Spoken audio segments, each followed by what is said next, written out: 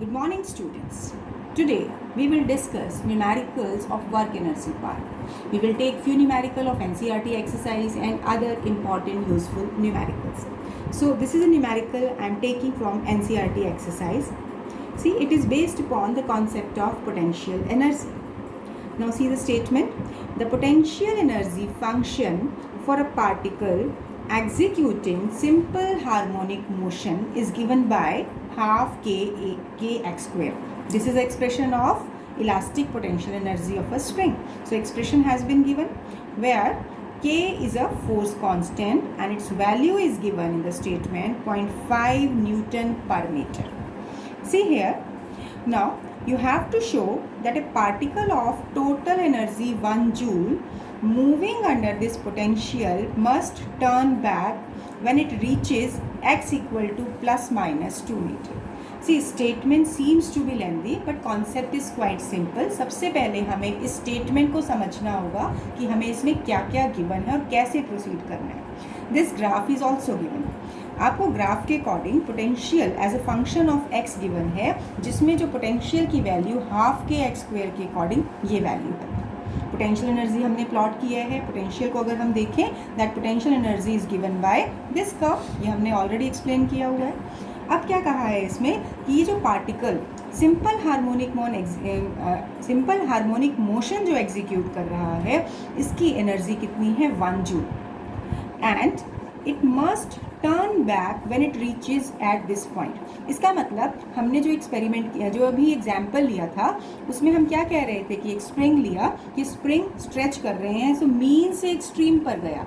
Actually हमें बताना है कि जब वहाँ पर अप्लाइड फोर्स हमने हटा दिया तो रिस्टोरिंग फोर्स के इन्फ्लुएंस में किस पॉइंट तक ये वापस आ रहा है. बेसिकली कि हम इसको जब फोर्स लगाते हैं तो किस पर्टिकुलर पॉइंट के बाद ये रिटर्न करता है under restoring force. So this is given by this line that it must turn back when it reaches x equal to plus minus 2 metre. So see this question is quite simple. हमें एक step जब हम total energy का use करेंगे कि basically कभी भी कोई बॉडी जब सिंपल हार्मोनिक मोशन में होती है या अगर हम कहीं टोटल एनर्जी कंजर्व होती है तो उसका एक फॉर्म दूसरे फॉर्म में कन्वर्ट होता है. ऐसे ही अगर एक पार्टिकल SHM में है तो इसका मतलब जब वो एक्सट्रीम पर जाएगा, हमने एक पॉइंट डिस्कस किया था, वहाँ सारी एनर्जी किस में थी? पोटेंशियल एनर्जी में. और जब वो मीन पर आ जाता है तो टोटल एनर्जी हो जाती है काइनेटिक एनर्जी. तो सबसे पहले यहाँ क्या पिक्चर एक दिमाग में आनी चाहिए कि total energy of any vibrating body or of any body is a sum of kinetic energy and its potential energy. So as per the statement and this graph, basically what are the information given that total energy is 1 joule. So what is total energy? It is the sum of kinetic energy and potential energy. अब kinetic energy अगर हम लिखें क्या होती है half mv square. और potential energy कोई भी स्प्रिंग है या कोई पेंडुलम है, कोई भी बॉडी जो सिंपल हार्मोनिक मोशन कर रहा है, मतलब जो मीन पोजीशन के अबाउट ऑसिलेट कर रहा है, तो उसकी पोटेंशियल एनर्जी गिवन है आपको हाफ के x square. It is given in the statement. अब आपको लास्ट लाइन ध्यान से पढ़नी है that particle must turn back यानी कि अगर कोई पार्टिकल ऑसिलेट कर रहा है, यहाँ से एक्सट्रीम पर गया, अब इसका मतलब इस एक्सट्रीम के बाद ही तो वो टर्न बैक करेगा. तो इस पर्टिकुलर पॉइंट पर क्या होगा? वेलोसिटी आपके पास 0 हो जाएगी, तभी यहाँ पर अब ये वापस आने लगेगा. तो हम कहेंगे as the particle returns back. So at this point velocity becomes 0, so kinetic energy will become 0. So what we are getting that energy is totally potential energy. यही रिजल्ट होता है. अब गिवन एनर्जी कितनी है? 1 joule, not 2, this is 1 joule. अच्छा, k की value भी given है, दिस इज 0.5 न्यूटन पर कूलम, न्यूटन पर मीटर. यूनिट इज न्यूटन पर मीटर और x आपको अब फाइंड आउट करना है. तो what you will do, this will be the simple calculation. 2 cross multiply किया, 5/10 x square. So here you are getting 4 equal to x square. अब क्या करेंगे? Taking square root on both the sides. जब आप square root लोगे तो x की value क्या हो जाएगी? Plus minus 2. यानी कि एक्चुअली जब भी हम स्क्वायर रूट लेते हैं दोनों ही वैल्यूज़ आती हैं, और यहाँ +-2 का मतलब क्या हुआ कि x कहाँ कहाँ लाई कर रहा है इस फिगर के according, positive value of x के लिए भी हो रहा है और नेगेटिव वैल्यू ऑफ x के लिए भी हो रहा है। तो यही हमने प्रूव किया that for a particle having total energy 1 joule it must turn back when it reaches x equal to +-2 metre. तो मेन कंडीशन हमें क्या ध्यान रखना है, सबसे पहले कंजर्वेशन ऑफ एनर्जी, फिर उसके बाद एक्सट्रीम पॉइंट पर काइनेटिक एनर्जी 0 हो जाती है। These are the 2 points, then numerical is quite simple. Now next numerical, a bullet of mass 0.012 kilogram and horizontal speed 70 meter per second. It strike a block of wood of mass 0.4 kilogram and instantly comes to rest with respect to block. Now here what has been given कि एक block है और एक bullet उस पर strike कर रही है इस स्पीड से। अब बताना क्या है। Now the block is suspended from the ceiling by a thin wire, यानी ब्लॉक जहाँ पर है उस सीलिंग से एक थ्रेड से टाई किया हुआ है और बुलेट उसके ऊपर हिट करती है। अब बताना है कि जैसे ही बुलेट उसको हिट करती है, calculate the height in which the block rises and also estimate the amount of heat produced in this block. See, this is also NCERT exercise question. So here basically we will utilize the concept again of conservation of energy and momentum. Let's see how.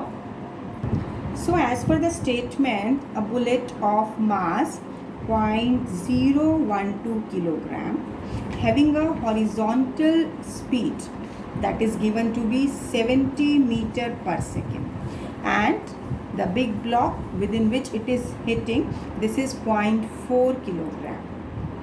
अब आपको क्या बोले कि then this bullet comes to rest। इसका मतलब इस question में ये एक तरह से ब्लॉक दिया हुआ है जिसका मास है 0.4 किलोग्राम। यहाँ से जैसे ही बुलेट इसे हिट करती है तो इसका मतलब यहाँ से ये थोड़ा सा ऊपर राइज कर जाता है। तो कितनी हाइट, यानी ये जितनी भी हाइट से ऊपर हुआ है, अगर हम सेंटर से देखें तो सेंटर तक, अगर हम बेस से देखें तो बेस तक, यानी कितना इसकी हाइट ये राइज हुई है, हमें ये हाइट निकालनी है। तो सबसे पहले हम देखते हैं कि यहाँ पर आपके पास गिवन कंडीशन क्या है कि ये जो ब्लॉक है, velocity of big block is 0, क्योंकि ये आपको स्टेशनरी दिखाया हुआ है। तो यानी एज पर these conditions you have to calculate 2 factors. एक तो आपको हाइट बतानी है और दूसरी चीज़ आपको बताना है कि इस प्रोसेस में कितनी हीट प्रोड्यूस होती है। तो सबसे पहले हम यहाँ यूज़ करेंगे by conservation of linear momentum. अब लीनियर मोमेंटम के अकॉर्डिंग क्या होता है, total initial momentum is equal to total final momentum. अब इनिशियल मोमेंटम हम यहाँ पर लें एम बी यू बी या वी बी, जो भी हम सिंबल यूज़ कर रहे हैं, मैंने वी बी यूज़ किया तो वी बी ले लेते हैं, plus m capital B v b. अब क्या हो रहा है, ये बुलेट जो इस पर हिट कर रही है, यानी ये जो बुलेट आ रही है ये इसके अंदर एम्बेड हो गई। यही बोला है ना, that instantly come to rest with respect to block, यानी ब्लॉक के अंदर एम्बेड होने के बाद इसके अंदर धंस गई और उसके बाद ये दोनों bullet and block common speed से आगे गए।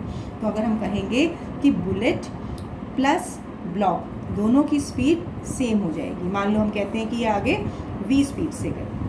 So in this particular case now you can calculate the velocity, common velocity with which the system will move forward. तो यहाँ पर हम क्या करेंगे, हम सिंपली वैल्यू सब्स्टिट्यूट करेंगे जिसमें वेलोसिटी ऑफ ब्लॉक 0 है।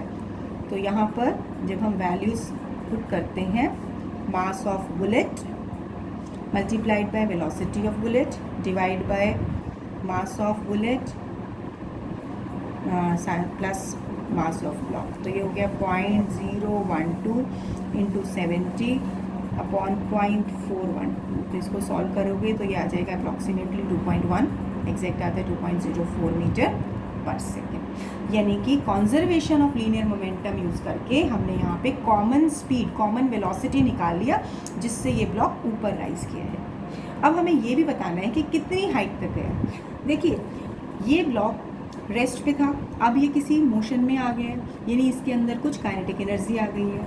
अब ये काइनेटिक एनर्जी की वजह से ही ये ब्लॉक राइज किया, तो जिसकी वजह से ये काइनेटिक एनर्जी किस में कन्वर्ट हो गई, पोटेंशियल एनर्जी में। तो यहाँ क्या यूज़ होगा, कॉन्जर्वेशन ऑफ एनर्जी। तो हम कहेंगे that total potential energy gain is at the cost of kinetic energy. तो पोटेंशियल एनर्जी हो जाएगी मास of bullet plus mass of block. आप एम स्मॉल बी और एम कैपिटल भी कीजिएगा, इसमें कंफ्यूजन नहीं है। आप चाहें तो सिंबल 1 2 भी, M1 M2 भी ले सकते हैं, it's entirely your choice. Then g h, क्योंकि एक्चुअली पूरा सिस्टम यानी बुलेट एंड ब्लॉक दोनों कंबाइन मूव कर रहे हैं, इसीलिए हम दोनों का मास ऐड करेंगे। अब यहाँ पर जब हमें काइनेटिक एनर्जी लेनी है तब भी कंबाइन मास होगा, तो ये फैक्टर तो कैंसिल हो जाएगा। तो अब यहाँ पर हाइट कितनी हो जाएगी, v² / 2g। अब वेलोसिटी की वैल्यू हम निकाल चुके हैं पिछले स्टेप में कंजर्वेशन ऑफ मोमेंटम से। अब यहाँ पर इन वैल्यूज़ को जब आप सब्सटीट्यूट करेंगे then you can check, you can verify the result. यह हाइट आ जाएगी 0.212 मीटर। यानी 2 स्टेप, हमें क्या क्या स्टेप यूज़ किया, फर्स्ट कॉन्सेप्ट हमने किया कॉन्जर्वेशन ऑफ मोमेंटम, सेकेंड हमने यूज़ किया conservation of energy, entire potential energy is converted into kinetic energy. अब हमें क्या निकालना है, amount of heat produced in the block. यानी कि जब ये इस पर हिट किया है, बुलेट इस पर हिट किया है, तो कोरस्पॉन्डिंगली कुछ हीट प्रोड्यूस हुई है, वो हीट कितनी है। तो इसके लिए हम क्या लेंगे, that amount of heat produced this will be equal to that is initial kinetic energy minus final kinetic energy. अब इनिशियल काइनेटिक एनर्जी है हाफ mb/b² माइनस फाइनल किसकी हो गई, फाइनल में बुलेट एंड ब्लॉक दोनों इकट्ठे मूव कर रहे हैं, सो दोनों कंप्लीट मास कॉमन वेलोसिटी से मूव कर रहे हैं। तो अब यहाँ पर आपको करना क्या है, सिंपली वैल्यू सब्सटीट्यूट कीजिए, then you will get the amount of heat produce, because amount of work that is heat is a form of a work done.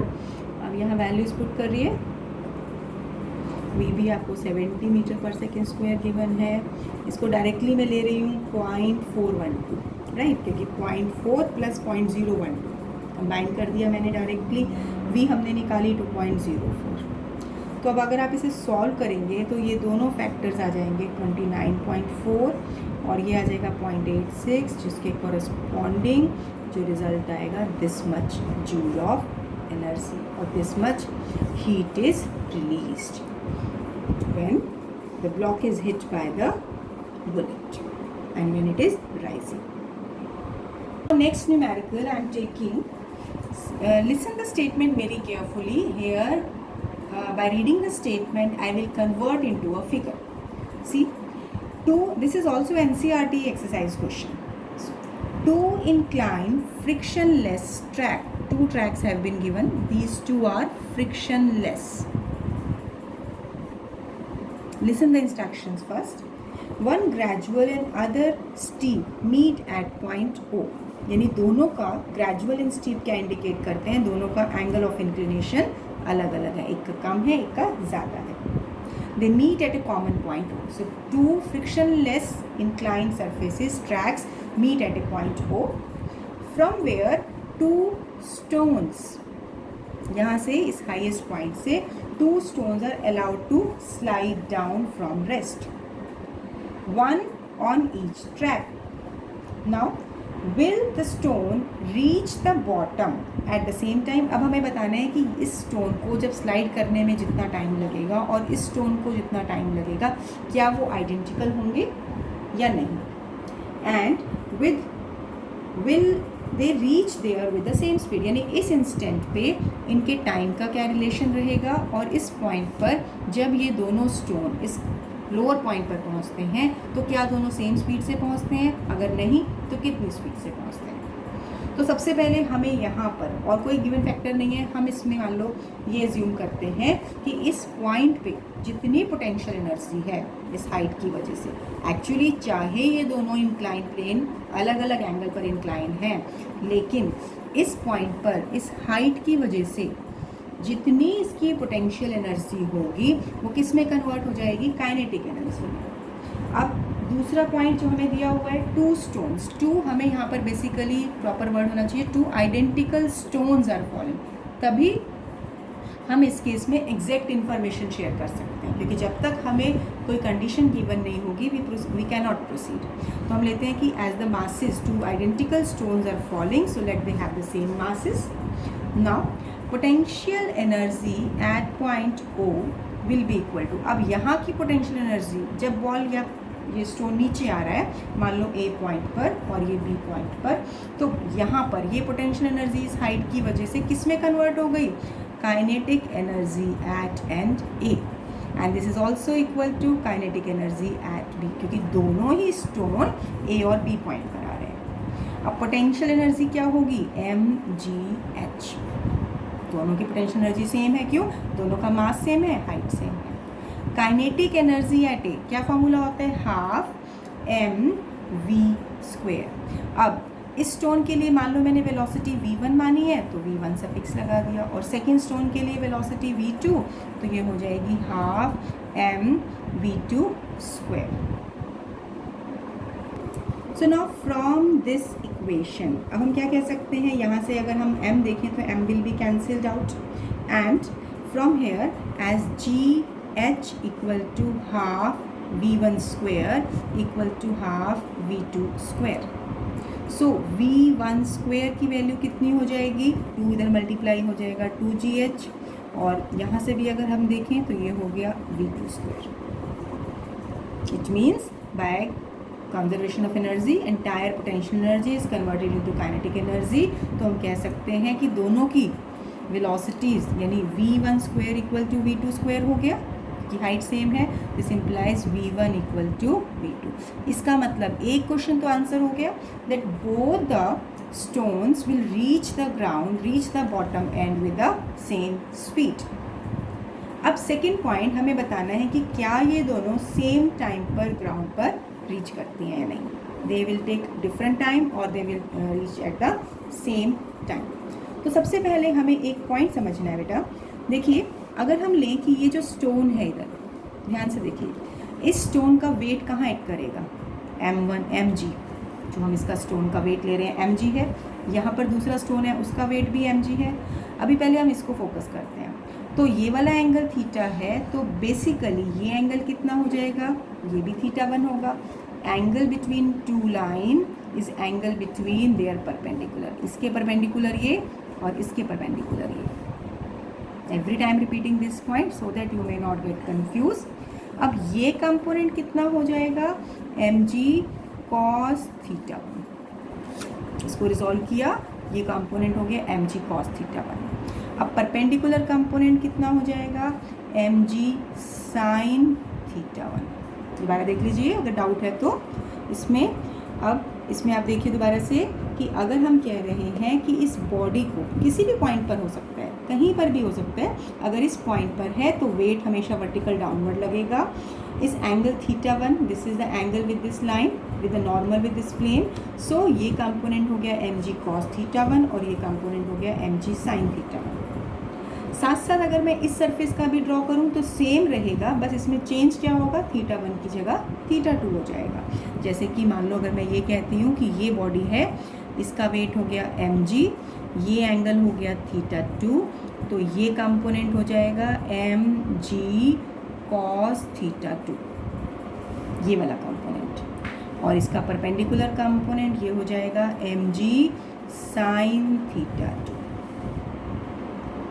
देखिए सरफेसेस कैसे हैं, फ्रिक्शनलेस, यानी कोई भी अपोजिंग फोर्स तो लगेगा नहीं, इसका मतलब ये ही फोर्स रिस्पॉन्सिबल होगा इन दोनों स्टोन को नीचे एक्सेलरेट करने में। तो अगर हम कहते हैं कि ये फोर्स जब इसको एक्सेलरेट करा रहा है तो इस पर जितना एक्सेलरेशन लग रहा है वो m है, मान लो ये ma1 है और इसके ऊपर लग गया ma2। क्यों, बेसिकली मासेस तो सेम ही है, लेकिन क्या डिफरेंट है, एंगल ऑफ इंक्लिनेशन अलग अलग है। तो इसका मतलब अब इसकी इक्वेशन बनानी है, ध्यान से देखिए, ये इक्वेशन किसकी वजह से होगी, सिर्फ इस फोर्स की वजह से, क्योंकि कोई भी ना तो अपोजिंग फोर्स है ना इसके अलावा कोई और फेवरेबल फोर्स है। यानी यहाँ से हम कह सकते हैं ma1 equal to mg sin θ1, ऐसे ही ma2 equal to mg sin θ2। तो अब इसकी इक्वेशंस लिखकर देखते हैं। सो ma1 कितना था, mg sin थीटा 1, तो m से m कैंसिल, यानी कि फर्स्ट स्टोन का जो एक्सेलरेशन प्रोड्यूस था वो हो गया दिस वन। अब ऐसे ही सेकेंड स्टोन के केस में भी जो एक्सेलरेशन प्रोड्यूस हो रहा है वो किस पर डिपेंड कर रहा है, सिर्फ थीटा पर, क्योंकि बाकी फैक्टर्स तो सेम ही है, मास भी सेम है और एक्सेलरेशन ड्यू टू ग्रेविटी भी सेम है। तो यानी हम यहाँ पर देख रहे हैं कि दोनों केसेस में एक्सेलरेशन अलग अलग आता है। अब जो एंगल ग्रेटर होगा उसी के कोरस्पॉन्डिंग एक्सेलरेशन भी ग्रेटर होगा। तो अगर फिगर में देखें दोबारा से, सो फिगर के according this theta 2 is greater than theta 1। देखिए ये हमने ही ड्रॉ की है, फिगर हमें नहीं गिवन है, आप चाहे इसको ज़्यादा ले सकते हैं या इसको, it's our choice. So here I have taken this theta 2 is greater than theta 1. So जिस केस में ये एंगल ज़्यादा होगा वही वाला एक्सेलरेशन भी ज़्यादा होगा। So we can say as theta 2 is greater than theta 1, therefore a2 is greater than a1, यानी सेकेंड स्टोन का एक्सेलरेशन ज़्यादा है। अब दोनों ही स्टोन रेस्ट से स्टार्ट कर रहे हैं मोशन इन्होंने, तो दोनों की इनिशियल स्पीड 0 होगी। तो अब हमें निकालना क्या है, टाइम हमें देखना है कि दोनों में कितना लगता है। तो हम इक्वेशन यूज़ कर सकते हैं v is equal to u plus a. This will be preferable, क्यों, क्योंकि अगर हम s equal to u t plus half a t square लगाएं तो उसमें भी हमें कैलकुलेशन पॉइंट से अगर हम देखें तो निकाल तो हम वहाँ से भी सकते हैं, लेकिन एग्जैक्टली कितना पाथ लेंथ इंक्लाइन प्लेन पर ट्रेवल किया दैट इज़ अननोन। लेकिन हमें यहाँ पर ये क्लियर है कि दोनों ही स्टोन्स जब ग्राउंड पर आ रहे हैं तो सेम स्पीड से आ रहे हैं, तो v फैक्टर कांस्टेंट है। तो हम यहाँ पर कर सकते हैं that v is equal to at। It means v तो कांस्टेंट है, दोनों ही केस में वेलोसिटी क्या है, सेम है, तो एक्सेलरेशन एंड टाइम दोनों क्या हो गए, इन्वर्सली प्रोपोर्शनल हो गए। इसका मतलब जिस स्टोन का एक्सीलरेशन ज़्यादा होगा उसका टाइम कम होगा। तो अब यहाँ देखिए हम कह रहे हैं सेकेंड स्टोन का एक्सीलरेशन ज़्यादा है, तो उसकी मतलब हम यहाँ कहेंगे कि T2 that is less than T1, यानी जिसका एक्सीलरेशन ज़्यादा होगा उसको कम टाइम लगेगा। इस बात को आप प्रैक्टिकली समझ के देखिए कि जो ज़्यादा एक्सेलरेट कर रही है तो यानी उसका मतलब उसको कम टाइम में वो डिस्टेंस ट्रेवल कर सकता है, तो correspondingly T1 will be greater than T2।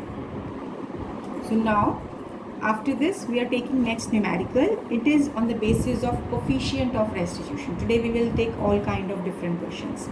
A sphere of mass m moving with the velocity u hits another stationary sphere of the same mass. If E is the coefficient of restitution, what is the ratio of velocities of the two spheres after collision? See here, and in this statement basically first sphere is moving with certain speed whereas second sphere of same mass is at rest. Now corresponding to these two data we have to find ratio of velocity of the two spheres after collision, where coefficient of restitution is E, that is given.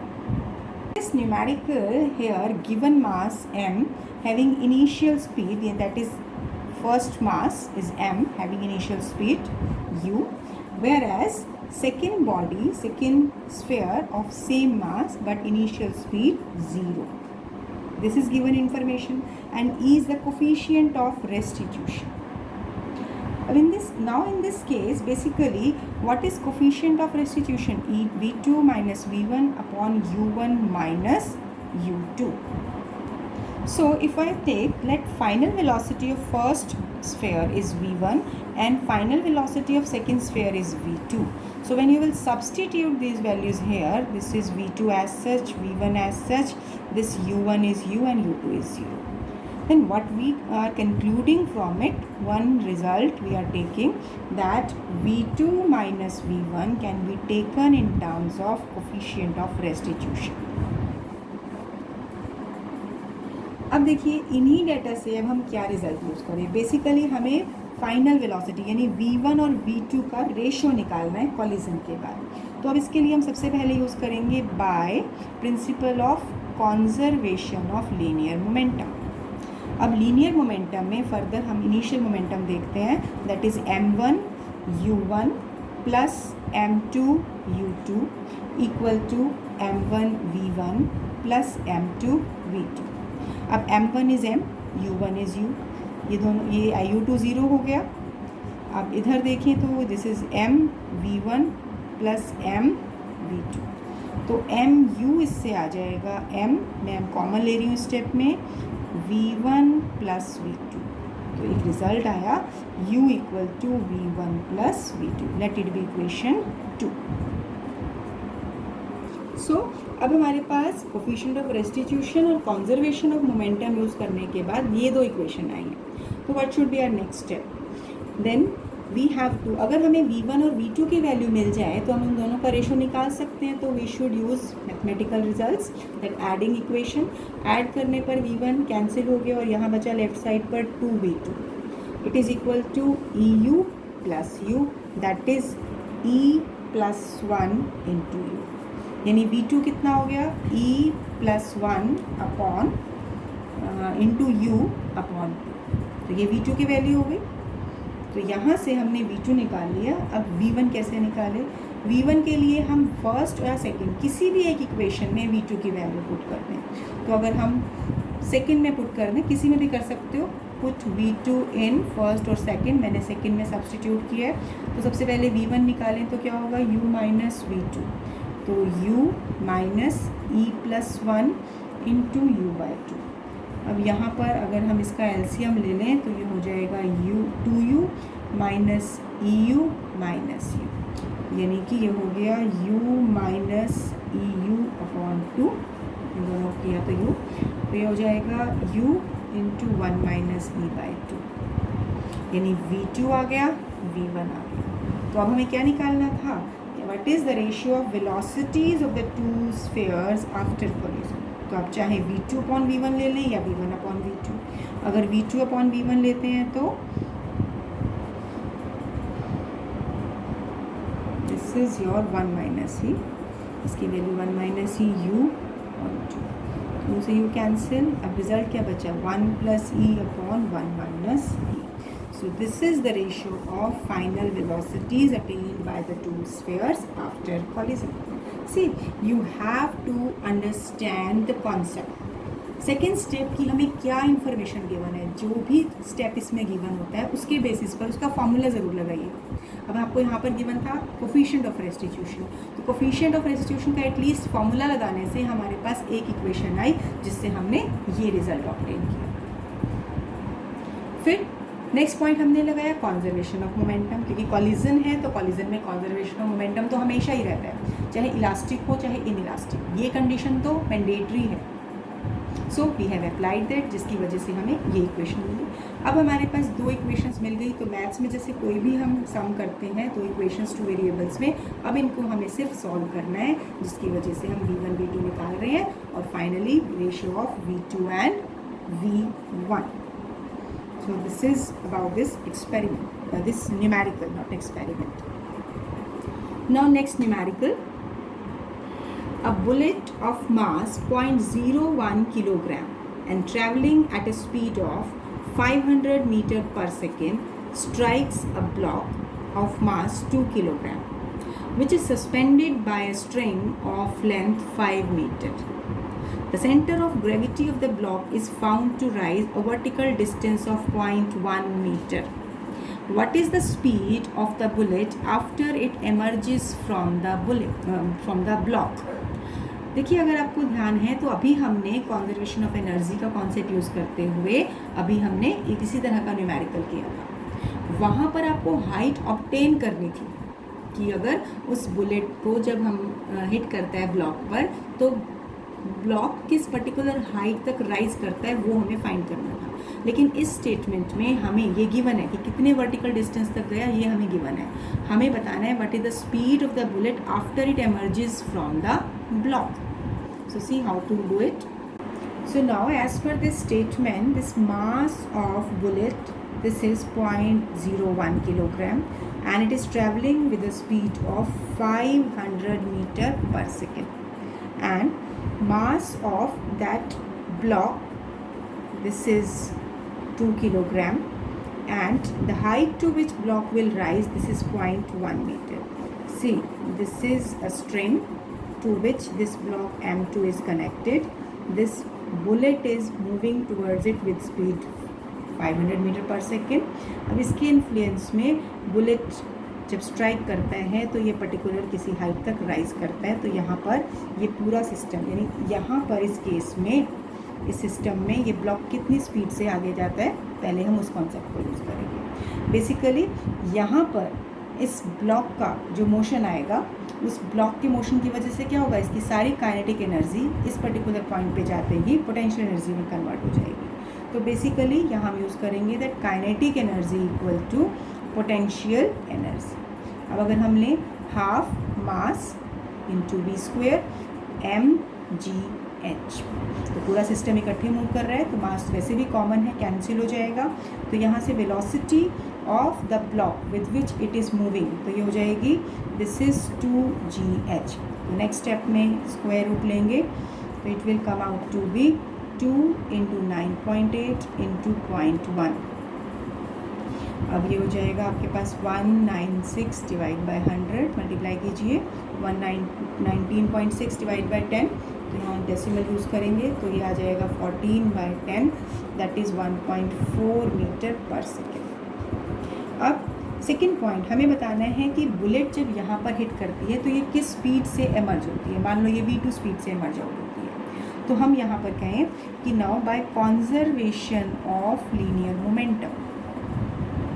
अब conservation of momentum में हम कहें कि m1u1 plus m2u2 equal to m1v1 plus m2v2।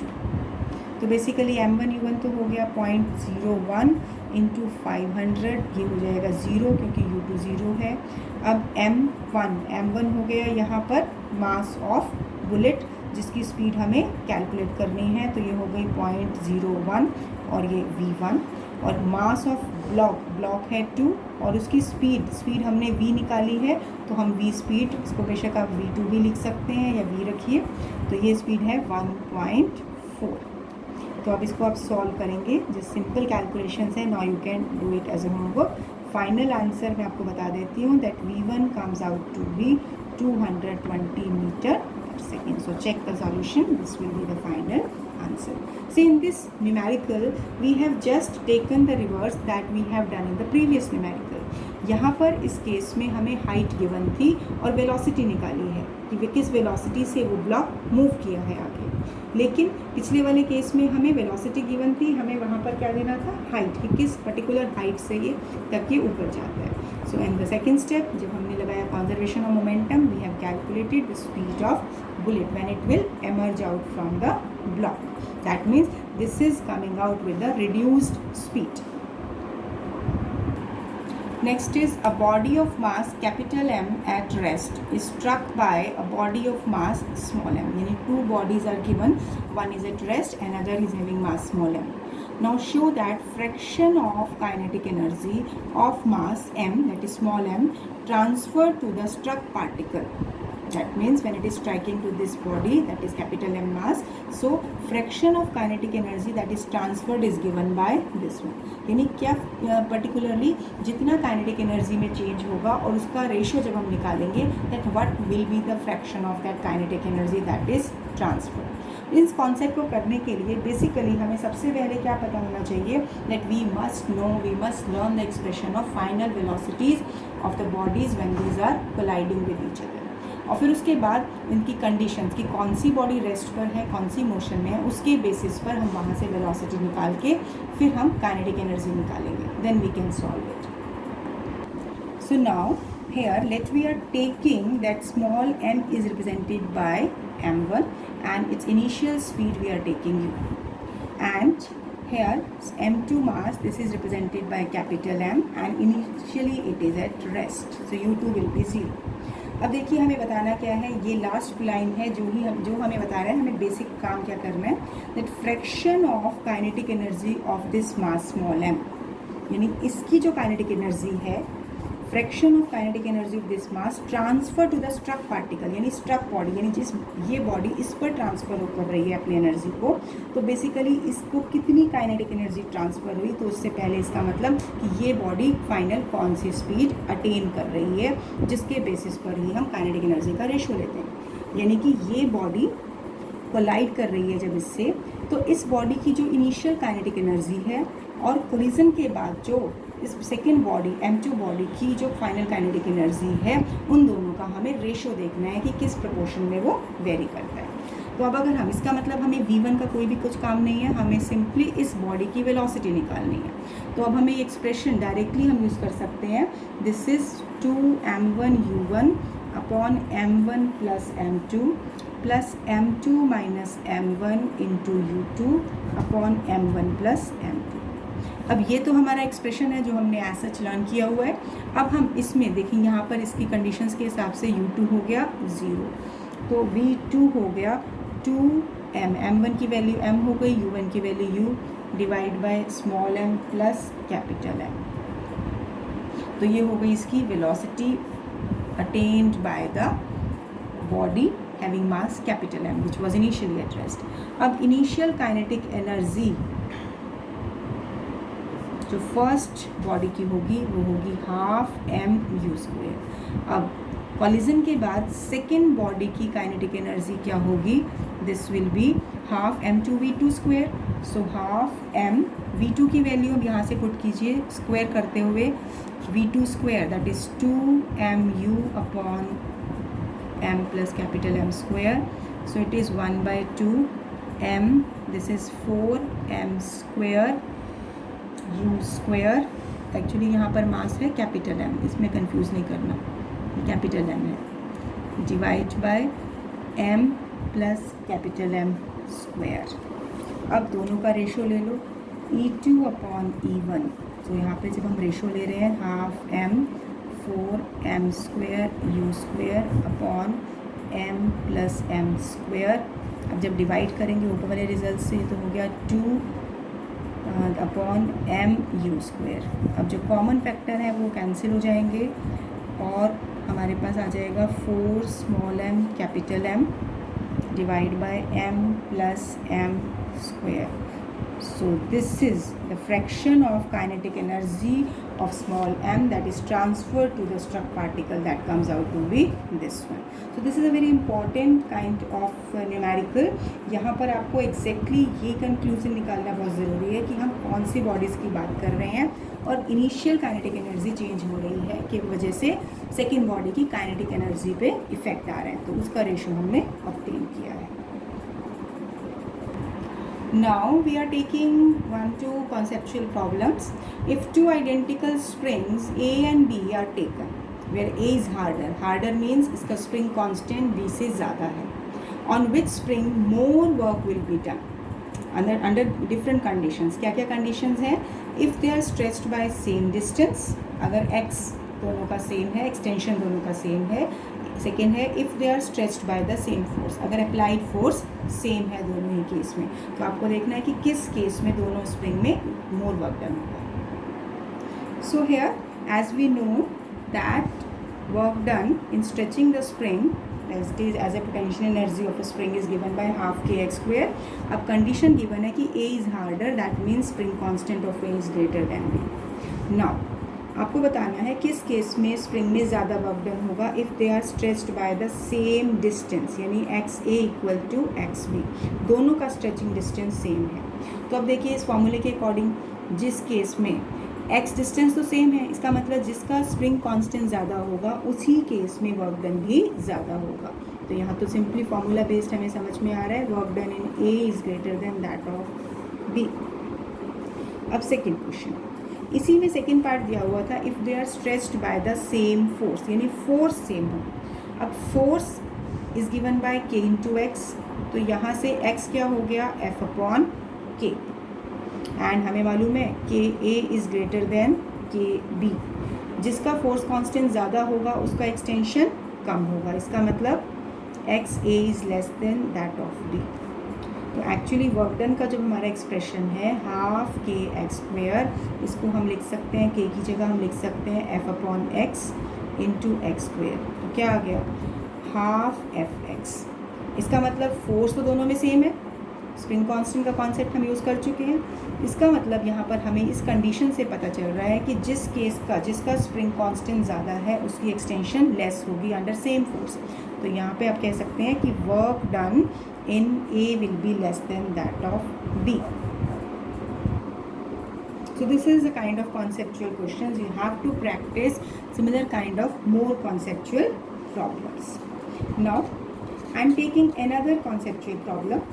Here in that it is given that a spring of force constant K is cut into, that is spring is given, it is cut into two pieces. एक की length L1 है और एक की length L2 है। अब आपको बताना है कि हर एक इंडिविजुअल पार्ट का स्प्रिंग कांस्टेंट क्या होगा। As we know F equal to k x और K is inversely proportional to x।